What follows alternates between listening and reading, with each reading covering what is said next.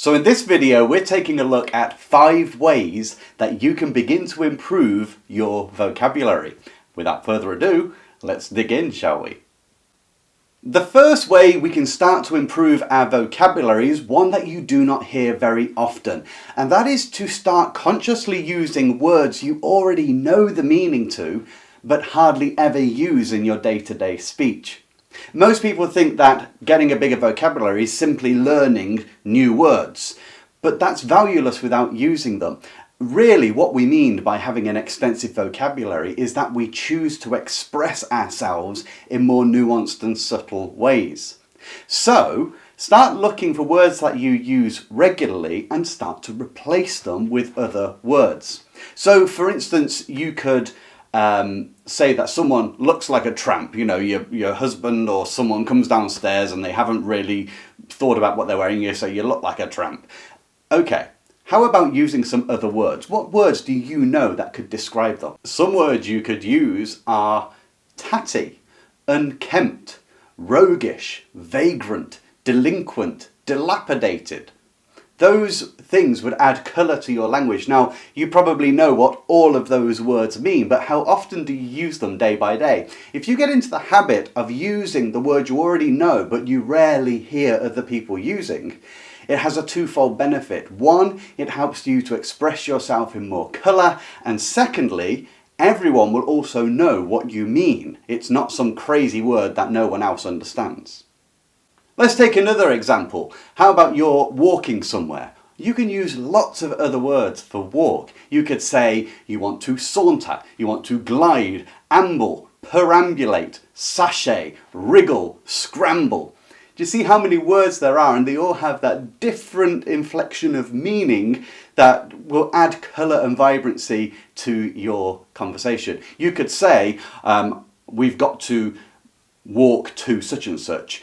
Or you could say, I'm going to trace my way to... And you see just the colour that that gives. The second tip for improving your vocabulary in a beneficial way is to start learning words that you're able to use regularly. So instead of looking for very big and complex words which are out of the ordinary and you're very rarely going to use, start looking for new words related to things you see every day. A good example of this would be using colour. So we see blue. I'm wearing blue right now. How many words do you know for blue to get different shades of blue? Blue is actually easier than other colours, but using it as an example, you've got aqua, you've got aquamarine, ultramarine, cerulean blue, cobalt blue, azure, turquoise, sapphire. Petroleum is also a blue as well, royal blue, electric blue, some have said kingfisher blue. So do you see again, that grows the vocabulary. Now you may not know what cerulean blue is, so that would be one to look at and use it when describing a scene, if of course it's the right shade to use. What about yellow? Yellow is probably a harder one. What words can you use that are linked to yellow? Well, you may know ones like gold, saffron, sand, perhaps, mustard. But what about chrome? That's a yellow. What about cadmium? That's another yellow. What about true Naples or genuine Naples? That's an artistic colour. Go and look it up. And then when you see it, normally on a summer's day, use that. Amber would be another one. Another way to grow your vocabulary from the everyday is just to be a little more observant. For instance, here is a bottle. It's a beautiful bottle, I actually really like this. But it has its own taxonomy, which means it's got names for its parts. So for instance, do you know what the curve right at the bottom of a glass bottle is called? It's called the heel or the undersweep. Heel is the most commonly known. Then we've got the bottle. There's a line down most bottles, you know, an actual raised line, and that's called the seam, the side seam or the side mould. What's this bit called? The curve that comes out of a bottle. Well, if you think of this as the neck, what is your neck attached to? It's the shoulders or the shoulder. This bit that juts out at the top, just sticks out a fraction, is called the collar. And like I said, this bit is the neck.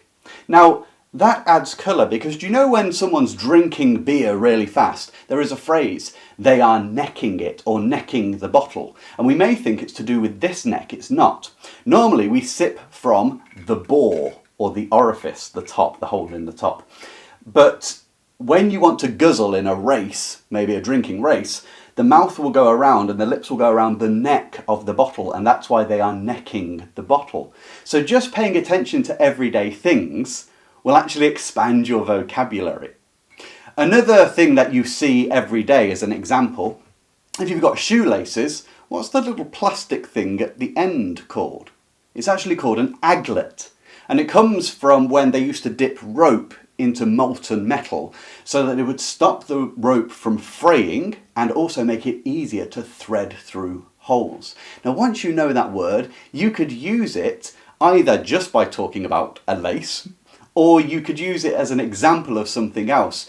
You know, we've got many ideas, we need to place an aglet on this so that they don't fray all in different directions. Now that's just a made up use of the word, but do you see how once you've observed something in life, you can use it? The third way to improve your vocabulary is to take the time to read a few pages of a book each day, even if you're not a big reader. I've got a video on if you're a slow reader. I really recommend you watch it if you're trying to get into reading. And in there, I talk about reading 10 pages at bedtime while you're in bed, and you'll actually get through quite a number of books. But for this video, the reason you read is so that with a pen, any unusual words you come across, you can look them up and just jot them down. You don't have to use all of them, but some will really stand out to you. Now, I've got this book here, which is 1984. Currently, my Patreon group is reading through this. There are words that come into this, such as persiflage. That's a word I would never, ever use. I looked up what it meant. It means to banter in a somewhat condescending and mocking way. I'm never going to use persiflage in conversation. But another word that's in there is palimpsest. Now, palimpsest is a lovely word. It's writing that is written on a piece of material that has got faded writing on, or writing's been rubbed out on the material and then something new has been written over it. Now, when you learn the word palimpsest, I could say, for instance, modern cultural thought is a palimpsest on the effaced true history of the past. Do you see? It's something written over something that was effaced before it. And so just reading 2 pages or 3 pages of a book, non-fiction, biography, novel, will help you grow your vocabulary if you sit with a pen and just write down the meanings of the words you don't know. The fourth tip for improving your vocabulary is one I guarantee you've not heard before, and it's this: know how to handle mockery and criticism. When you start to try and use new words, or even use words which are slightly out of the ordinary, people notice, and sometimes they choose to mock you. Again, in my Patreon group, just had a video that I've made on what culture is. Now, we all belong to certain classes and groups of people that we hang around with, and they all have their own culture. Part of that is the vocabulary and the limits to which that vocabulary goes. So when you start learning new words and using them, someone is bound to say, why are you talking like that? So if you said, I ambled up to the post office instead of walked, someone would be like, amble? Why are you saying amble or saunter? This is what you do to deal with it. You smile and you simply say, what word would you use? And when they say walk, you could just say, well, that's very dull, or that's uninspired, or that's trite, or that lacks imagination. And I tell you what will happen if you do that and you just say it with a smile and you continue to use different words. Your friends will all start looking for bigger and better words to express themselves. And that becomes quite engaging. Don't let others who are not expanding their vocabulary, and hence don't get as much enjoyment out of the world around them, don't let them stop you from expanding yours and being able to express yourself in a more delightful and colourful way. The fifth tip for improving your vocabulary and getting the most out of it is a double-barreled one. First of all, what you want to do when you've learned a new word is you need to spend some time thinking of sentences in which you can place it. Practice a few and then look to use them deliberately when the chance presents itself. You can even engineer it in conversation, because by using them, you will remember them, but you'll frequently not use them if you haven't prepared a sentence in which to use them, because they're new. They're not so much part of your everyday thinking.